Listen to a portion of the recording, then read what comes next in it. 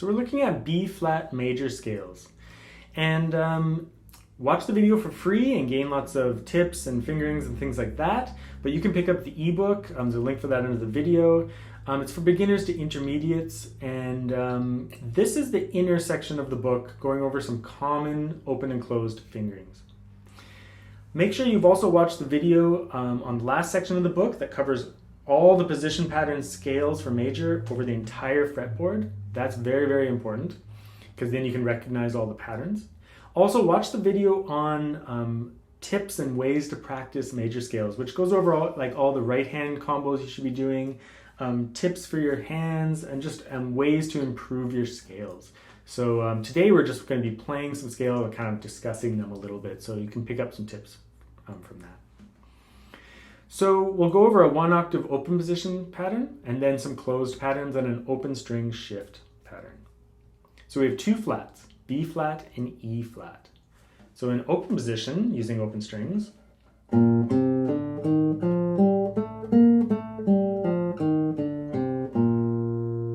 as I've said before, always say the note names out loud so you're not mindlessly playing fingerings. You're actually learning what the notes are on the guitar and gaining an awareness of the key signature.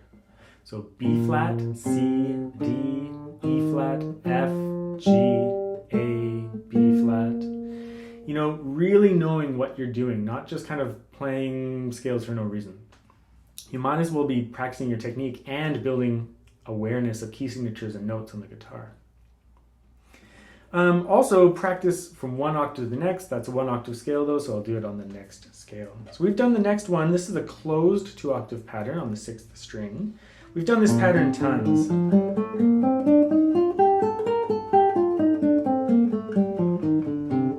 It's a movable pattern so you can move it anywhere. Always practice it from 1 octave to the next. So you start on the B flat with your second finger.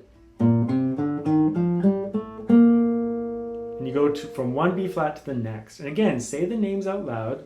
B flat, C, D, E, F, G, A, B flat. Did I say E flat? B flat, B flat, C, D, E flat, F, G, A, B flat. And go through your scales, saying it out loud so you gain an awareness of what the notes are in that area of the guitar as well. So that's the first octave. And then from that note,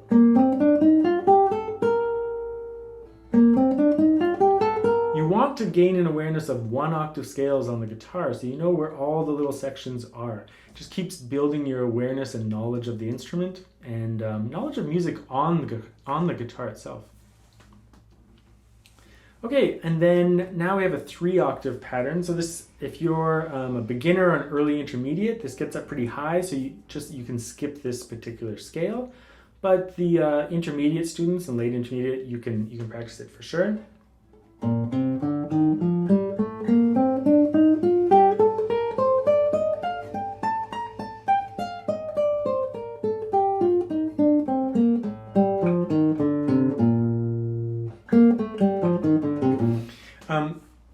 Again, after going over the last section of the book, you'll have done all the position patterns everywhere. So you'll recognize this one, and you'll probably recognize like the next one,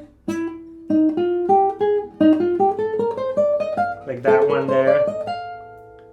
And you can start piecing the scale together.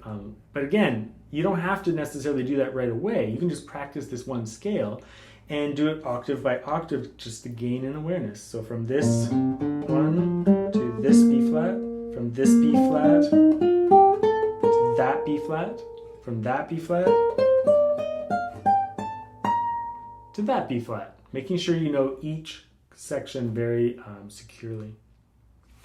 Now, an open string shift. Open string shifts, as I've talked about before, are used in repertoire a ton because during the open string, you can move your hand up the guitar. And it's so common that we play down here in a piece and then we just have a moment where we have to go up. So the open string facilitates that very nicely, both making the shift easier, but also the sound more legato. So in this case, we're going to go into that pattern that we did on the 6th string, but we'll be starting in open position. So on the open G there, G, A, B flat, and then you just continue with that pattern that you know. A, G, F. So.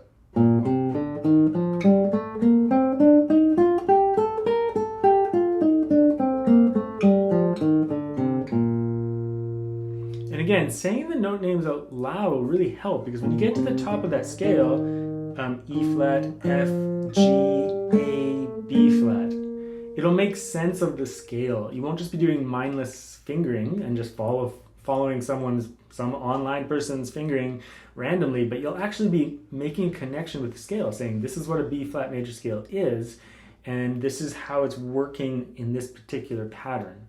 So make sure you're saying the names of the notes out loud.